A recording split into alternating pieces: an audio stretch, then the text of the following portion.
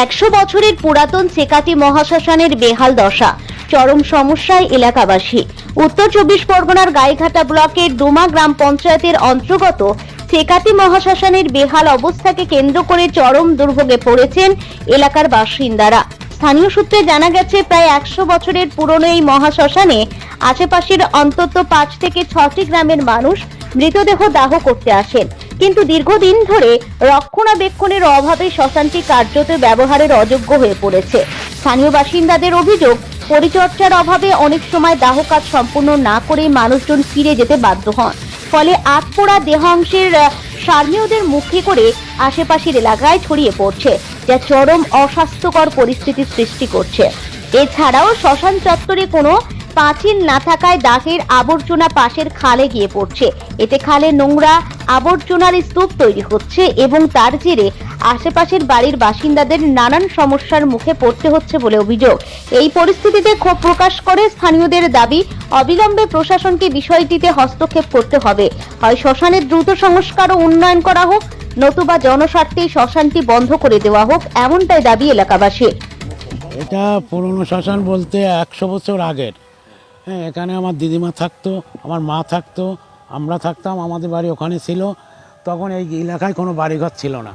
হ্যাঁ, তখন আমরা এক ঘরে এখানে থাকতাম, আমি আর দিদিমার সঙ্গে। এখানে এই এলাকায় কোনো বাড়িঘর ছিল না। আর এখন দুনিয়ার বাড়িঘর হয়ে গেছে। এখন বিশাল অসুবিধা হচ্ছে মরা পড়াতে। হ্যাঁ, গন্ধ ধুমো যে সব পরিবেশ নষ্ট হয়ে যাচ্ছে। হ্যাঁ, চল্লি নেই, ছাই ফেলার লোক নেই। হ্যাঁ, তো এখন আমরা চাই শ্মশানটা হয় তুলে দিক, নইলে ভালো করুক। আশপাশে তো অনেক বৃদ্ধ লোকজন আছে। হ্যাঁ, বৃদ্ধ লোক আছে, আমার মা ছিল, বাচ্চা কাচ্চা আছে। হ্যাঁ, তাই বলছি বিশাল সমস্যা।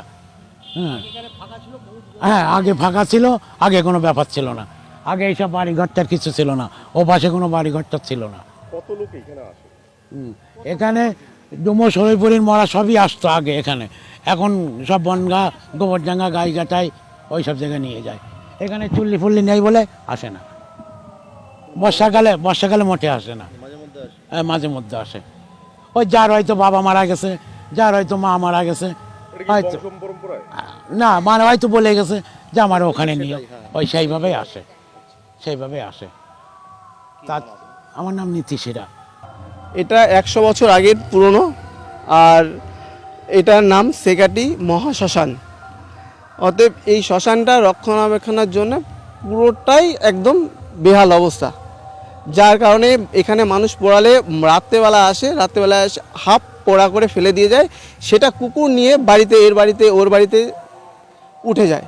কিন্তু অনেকবার সরকারের কাছে আবেদন করে, বিডিও অফিসে বারবার আলোচনা করেও এর সমাধান পায়নি।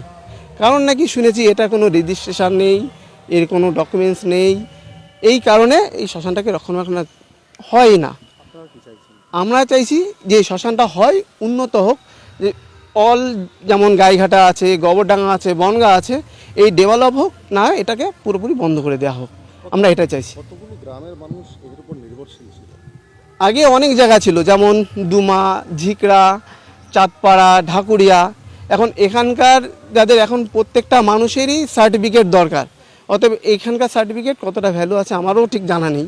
কিন্তু এই এখন যেমন LIC আছে, অনেক মানুষেরই আছে, সেইগুলো কি করছে যে না এখানকার ডকুমেন্টসে হয়তো সমাধান হবে না, অতএব তারা সেখানে নিয়ে যাচ্ছে যেখানে সার্টিফিকেটটা প্রযোজ্য, ওই সার্টিফিকেটটা। এই জন্য এখন কমই আসে। এখন এই গ্রামের চেকাটি গ্রামের যা আসে, আর তাছাড়া আমি দেখিনি। হ্যাঁ, তারাই আসছে, আবার অনেকেই আসছে না, তারা নিয়ে চলে যাচ্ছে বনগাঁতে, নিয়ে যাচ্ছে গাইঘাটা, নাই গোবরডাঙ্গা। আমার নাম ভোলানাথ মল্লিক। পরিবেশ তৈরি হচ্ছে, কি বলবেন? এটা তো অবশ্যই অস্বাস্থ্যকর পরিবেশ, কিন্তু আমার কাছে কেউ এখনো এই পর্যন্ত জানাননি। আপনারাই জানালেন, বুঝলেন? এটা আমার কাছে লিখিত দিতে হবে, আর আমরা জেলার থেকে পঞ্চায়েত সমিতি সব জায়গায় জানিয়েছি, যাতে ওটা সংস্কার করে উন্নয়ন করা যায়। সে বিষয়ে আমাদের সবাই সচেতন বার্তা আমরা সব দিকে দিয়েছি। দেখা যাচ্ছে রেলিংগুলো দীর্ঘদিন বয়স হয়ে যাওয়ার ফলে ফুলে পড়ছে। হ্যাঁ, সেই জন্য আমরা বিডিও অফিসের জনস্বাস্থ্যের মিটিংয়ে আমরা বলেছি যে আমাদের শ্মশানটা চেকাটি একটা মাত্র নাম করা শ্মশান, ওটা দীর্ঘ পুরনো, কিন্তু উন্নয়নের অভাবে জায়গাটা খুব পরিবেশ দূষণ হয়ে যাচ্ছে। যাতে আমাদের উন্নয়নটা হয় তার জন্য আমরাও পঞ্চায়েত থেকে চেষ্টা করছি এবং জেলা পরিষদ এবং পঞ্চায়েত সমিতিতে আমরা জানিয়েছি। আমি রিসেন্টলি এটা শুনলাম যে ওখানকার যে চুল্লিটা আছে, চুল্লির যে লোহার যে পোর্শনগুলো রয়েছে সেটা নষ্ট হয়ে গেছে, সেটা পঞ্চায়েত সমিতির সঙ্গে আলোচনা করে ওটাকে রিপেয়ার করে দেওয়া হবে এবং তারপরে যেটা দাহ করতে অসুবিধা হচ্ছে সেই সমস্যাটা হয়তো অনেকটা মিটে যাবে। এবং খাল সংস্কারের বিষয়ে আমরা গত বছর যখন বন্যা হয়েছিল সেই সময় আমরা আমাদের এই চারন্দিয়া খালেরই একটা অংশ ওখান দিয়ে গিয়েছে, সেটা সংস্কার করা হয়েছিল। সেটাও পঞ্চায়েত সমিতির সঙ্গে বসে একবার দেখে নেওয়া যাবে কীভাবে ওটা রিপেয়ার করা যায়, সংস্কার করা যায়। অল্প একটুখানি বাউন্ডারি দেওয়া রয়েছে, কিন্তু আর বাকি সব উন্মুক্ত অবস্থায় রয়েছে এবং এতটাই ঘিঞ্জি, আশেপাশের লোকজন ময়লা আবর্জনা যাচ্ছে এবং ধোঁয়াগুলো যাচ্ছে, খোলা থাকার জন্য আরো বেশি অস্বাস্থ্যকর পরিবেশের ভিতরে পড়তে হচ্ছে তাদের। যেটা ঘিরে রাখার ব্যাপার বা বাউন্ডারি ওয়ালের ব্যাপার, সেটা তো একটা অনেক ফান্ডিংয়ের দরকার আছে। সে বিষয়ে আমরা পঞ্চায়েত সমিতির সঙ্গে কথা বলে নিয়ে করা হবে নিশ্চয়ই, আমরা ব্যবস্থা করছি। কিন্তু দ্রুততার সহিত এই যেটা রেলটা ভেঙে গেছে ওইটা সারিয়ে দেওয়া হবে। বাকি পাঁচিল করা বা বাউন্ডারি ওয়াল করা এটা একটু খরচ সাপেক্ষ ব্যাপার হবে, তার জন্য একটা আলাদাভাবে স্কিম নিতে হবে, সেটা নিয়ে নিশ্চয়ই ওটাও দেখে নেওয়া যাবে।